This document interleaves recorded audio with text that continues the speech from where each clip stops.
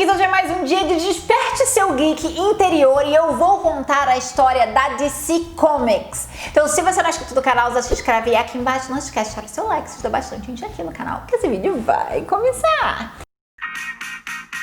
DC Comics é uma das empresas mais bem-sucedidas do mundo do entretenimento desse momento, mas nem sempre foi assim e eu queria contar a história dela até esse momento.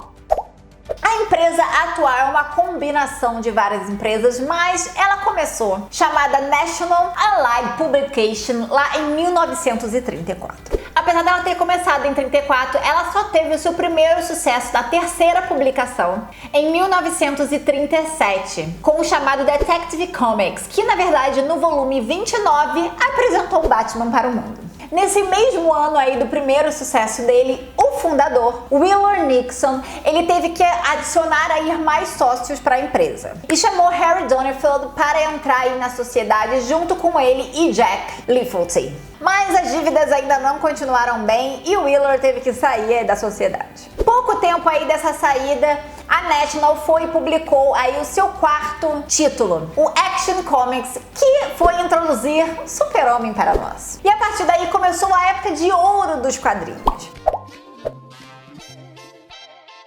Em 44, a National e a Detective Comics, elas se fundaram, absorvendo também a All American Publications. Apesar dos nomes ser National Comics e National Periodic Publications, eles começaram aí a usar o símbolo Superman DC na logo. E a partir daí eles começaram a ser conhecidos como DC Comics. A DC Comics foi o pioneiro em publicações regulares e não em tirinhas de jornais de quadrinhos. E foi a primeira a apresentar super-heróis, começando aí com a Action Comics lá em 38. E ela também foi a primeira a fazer um grupo de heróis, Sociedade da Justiça da América. Depois de tudo isso veio os anos 50, que aí é a época de prata, porque começou várias confusões a partir daí.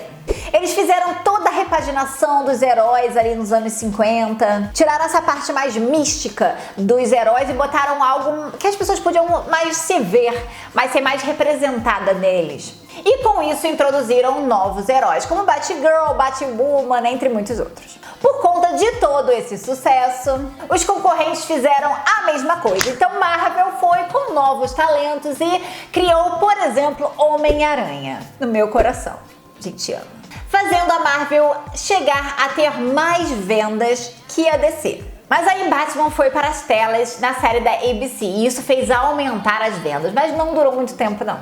Essa coisa fica sempre de altos e baixos em venda. E em 67 eles mudaram a diretoria da DC. E o novo diretor, Carmine Infantino, malandrinho, fez o quê? Pegou talentos da Marvel e trouxe para DC para dar uma inovada aí em todo a sua nova diretoria.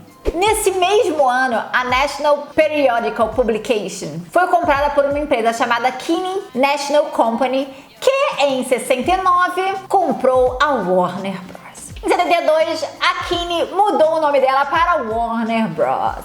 Aí já estamos, se relacionando.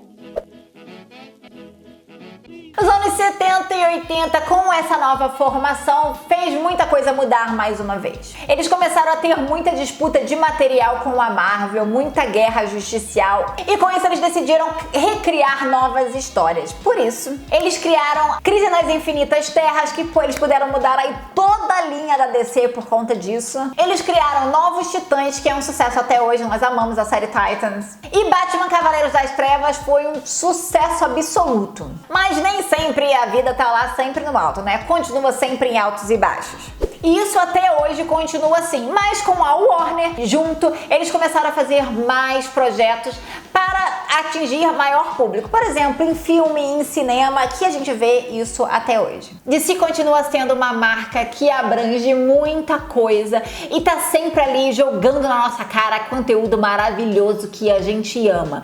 Então não confunda DC com Marvel, porque eles são concorrentes e muita gente confunde. A gente vê muitas marcas aí com Marvel e aí o Capitão América, o Homem de Ferro e o Batman ali no meio. São diferentes. Se você quiser saber mais sobre isso, entender melhor, eu tenho aqui uma playlist chamada Desperte Seu Geek Interior, que eu falo mais sobre esse mundo, explicando aí desde o comecinho pra você entender melhor e não pagar vergonha. Então se você curtiu, curte aqui embaixo, não se esqueça de se inscrever aqui no canal. Eu também tô no Facebook, no Instagram e no TikTok como Bianca Contursi e no Twitter como Bia Contursi. Beijo!